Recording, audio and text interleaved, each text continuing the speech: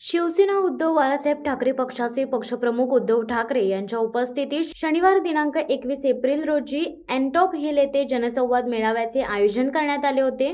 दक्षिण मध्य मुंबई लोकसभा मतदारसंघात शिवसेना ठाकरे गटाकडून अनिल देसाई उमेदवार आहेत। त्यांच्या प्रचारासाठी हा मेळावा आयोजित करण्यात आला होता।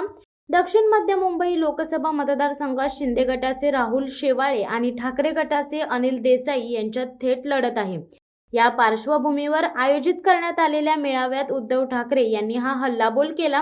सत्ता गेल्यानंतर उद्धव ठाकरे भ्रमिष्ट झाले आहेत, त्यामुळेच ते काहीही आरोप करत आहेत।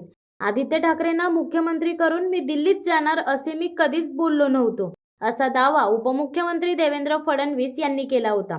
फडणवीस यांच्या या दाव्याचा उद्धव ठाकरे यांनी खरपूस समाचार घेतला। देवेंद्र फडणवीस जरा जनाची नाही तर मनाची तरी बाळगा। ती बाळासाहेबांची खोली होती। त्याच खोलीत अमित शहा बाळासाहेबांच्या फोटो समोर नाक रगडायला आले होते। अमित शहांनी फडणवीसांना बाहेर बसवले होते, त्यामुळे तुम्हाला त्या खोलीचे महत्त्व माहीत नाही। ती खोली आमच्यासाठी मंदिर आहे। बाळासाहेबांच्या खोलीबद्दल माझ्या भावना अत्यंत संवेदनशील आहेत। ती कुठली तरी खोली नव्हती, त्याच खोलीबाहेर तुम्हाला अमित शहाने उभे केले होते, असा घणाघाती हल्ला उद्धव ठाकरे यांनी चढवला। मी मुलाखत दिली होती, त्यात बाळासाहेबांच्या खोलीत बसून बोलणे झाले होते असेही ते म्हटले होते। मी देवदेवतांची शपथ घेऊन बोललो। त्यांनी 2014ला आणि 2019ला आपला विश्वासघात केला। आदित्य ठाकरेंना मी तयार करतो, त्यानंतर आपण त्यांना मुख्यमंत्री करू, असे फडणवीस मला म्हणाले होते। मी म्हटले, अहो असे करू नका, आधी त्याला आमदार करू।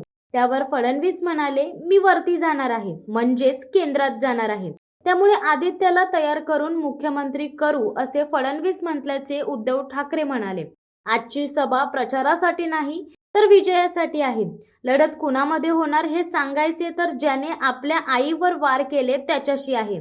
जो आपल्या आईचा होऊ शकला नाही तो तुमचा काय होणार? त्याने आता काहीही देऊ द्या, श्रीखंड देईल, दूध देईल, आपले सरकार आल्यावर ईडी सीबीआय आपलेच आहेत, असा इशारा उद्धव ठाकरे यांनी राहुल शेवाळे यांना नाव न घेता दिला। उद्या आमचे इंडिया आघाडीचे सरकार आल्यानंतर गुजरातच्या हक्काचे नक्कीच देऊ। आम्ही मोदीजी यांना गुजरातला पाठवल्याशिवाय राहणार नाही, असेही उद्धव ठाकरे यांनी सभेत सांगितले। शिवसत्ता टाइम्स न्यूज ब्युरो, मुंबई। दे धडक बेधडक वृत्त देणाऱ्या आपल्या शिवसत्ता टाइम्स न्यूज चॅनलला लाल बटन दाबून सबस्क्राईब करा आणि बेल आयकॉनला क्लिक करायला विसरू नका।